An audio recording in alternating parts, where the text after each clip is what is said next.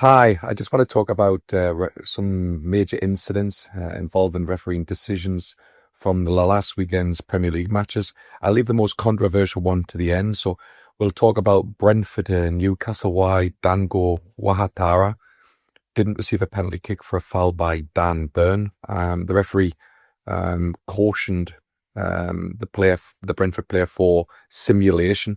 It certainly wasn't a simulation. And a penalty kick should have been awarded. It's a clear foul by Dan Burn. He makes a clear contact, and the attacker was entitled to go down from that contact. But made it worse was he received a yellow card. The VAR, I think this is the frustration that we have in English football, is that the VAR accepted the referee's decision and said that it wasn't a clear and obvious error, and therefore a penalty kick wasn't awarded, and Dango Ouattara still has and still received the yellow card. And then we have the polar opposite, similar situation, but this was in the Manchester City Liverpool match, where Jeremy Doku goes down under contact from the Liverpool goalkeeper. Again, the Liverpool goalkeeper's knee catches Doku, and that contact is consistent with his fall, and therefore the VAR was correct to recommend a review, and for the referee to change his mind, and eventually, after his initial decision to play on, is to award the penalty kick. And people go, where's the difference? And there isn't a difference. Both should have been awarded as penalties, but again, there is an inconsistency with the involvement of the VARs, and when the line of intervention, the higher bar, the higher threshold bar, and this is what's creating the frustrations, because one is given and one it isn't.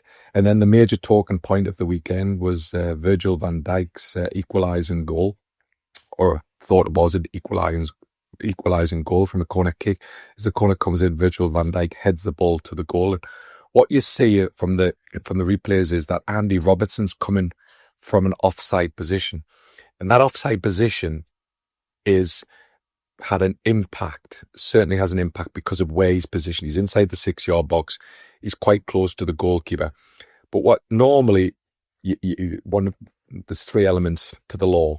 One of the elements is he in the line of vision of the goalkeeper? And that certainly isn't the part of this, because Donnarumma, the Manchester City goalkeeper, isn't blocked by Andy Robertson. He's blocked by other players. So the offside player isn't blocking the line of vision. So that element of the offside law is taken away. It's this interpretation of impact. Does he impact the goalkeeper's ability to save the ball? And this is the grey area. This is the area where, we've seen goals and goals cancelled, and we're still talking about the offside law, because when you look at Andy Robertson and you look at where he's positioned, he's to the left-hand side of Donnarumma. And I think we all are, we look at football now and the finer details of football and the tactics that are shown and the details that are gone.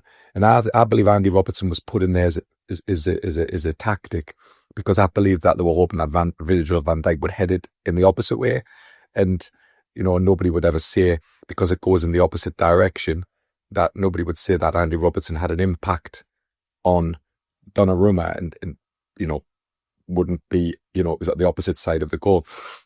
The issue we got here is Andy Robertson ducks at the last minute, and that movement of the ducking under the ball, has an impact. If he was further to the left, and Andy Robertson had an opportunity to move away from that situation. If he'd moved further left, then he wouldn't have been in the eye line of the goalkeeper, certainly. But because he ducks, he certainly had an effect on Donnarumma's ability to save the ball. And therefore, I can understand why the assistant referee give the offside.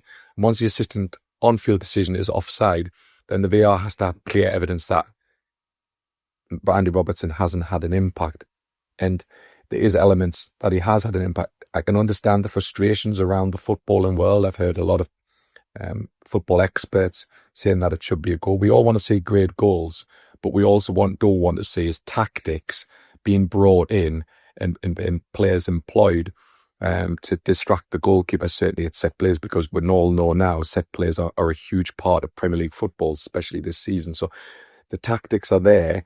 And when you look at Andy Robertson's reaction, it was, when Virgil van Dijk scores, he doesn't throw his arms in the end and he thinks he scores. He looks in that he knows he's in an offside position.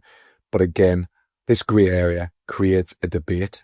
And, you'll have the debates in goal. You'll have the debates in offside. And I believe, everybody used to say, if you're offside, you're offside. But we want the game to be more advanced.